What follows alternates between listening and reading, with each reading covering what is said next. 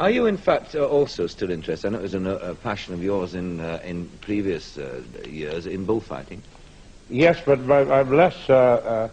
I'm interested in what I remember. You don't? I don't like it much anymore. Why is that? Well, two things. First of all, bullfighting, as somebody once said very well, is indefensible and irresistible. Mm. And it is irresistible when everything is as it ought to be, both with the beast, the sacrificial beast, and with the brave man who meets that brave animal for a ritualistic encounter. I'm not going to go into all that mystique, which has been pretty worn out by now. The fact is that it has become an industry which depends on its existence with the tourist trade. So it's become folkloric. And I hate anything which is folkloric, you know. But I haven't turned against bullfighting because it needs a lot of Japanese in the front row to keep going. And it does. But I've turned against it for very much the same reason that my father, who was a great hunter, suddenly stopped hunting. He said, I've killed enough animals and I'm ashamed of myself. Mm. And I was a bad tororito, you know, for a while myself, and I've seen too many hundreds of bullfights, thousands of them, I suppose, and wasted a lot of my life now that I look back on it. And although it's been a great education to me in human terms and in many other ways, I begin to think that I've seen enough of those animals die. Was it a waste? It's odd you should say that when you look back. I would have thought it was a very exciting... It was all of that, but wasn't I living second-hand through the lives of those toreros who were my friends? Yes. Wasn't I living and dying second-hand? Wasn't there something finally voyeuristic about it? I suspect my afición. I still go to bullfights. I'm not totally reformed, and I can't ask for the approval of the people who have very good reasons to argue about stopping it. And by the way, almost all Spanish intellectuals have been against bullfighting for the last 150 years. Mm. There are very few. Lorca is one of the few Spanish intellectuals who ever approved of bullfighting. Mm. No, waste, you ask me. Waste because I wasn't doing anything. Yes. My little short period of doing it was just for the fun of it. As a kid, I didn't think I was going to grow up to be the Belmonte of my generation, and the rest of my life that I spent among bull breeders and bullfighters was enormous fun. But what have I extracted from it that's of any value to anybody? What were the qualities in them, though, that you admired, that attracted you to them?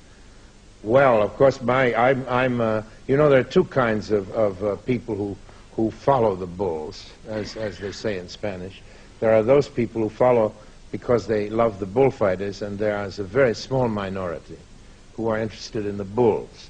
And I was always most interested in the bulls. Now, that will be incomprehensible to an English audience, that somebody could be fundamentally interested in the animal who is going to be killed. But my interest in bulls was like the interest of somebody who is very keen and very knowledgeable about horses. I know a great deal about bulls, and am much more interested in them than in the men who fight them, in spite of the fact that some of the dearest friends I have in my life have been bullfighters. It was something, of course, you shared this passion with millions of other people, but one other very famous American, Hemingway. Yeah. Did you ever meet him? He was a very close friend of mine. Was he? Yeah. I knew him on and off for many years.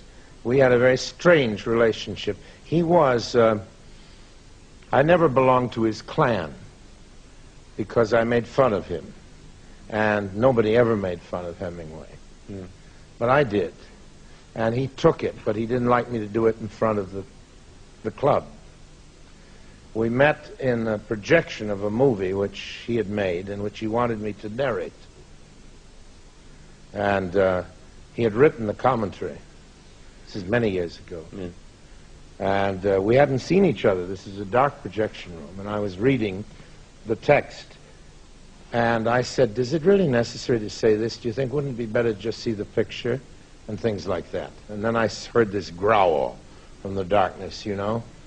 Some damn faggot who runs an art theater trying to tell me how to write narration and so on. So I began to camp it up. I thought, if that's what I'm dealing with, I said, oh, Mr. Hemingway, you think because you're so big and strong and have hair on your chest that you've got to bully me, you see. So this great figure stood up and swung at me. So I swung at him. Now you have the picture of the Spanish Civil War being projected on a screen, and these two heavy figures swinging away at each other and missing most of the time.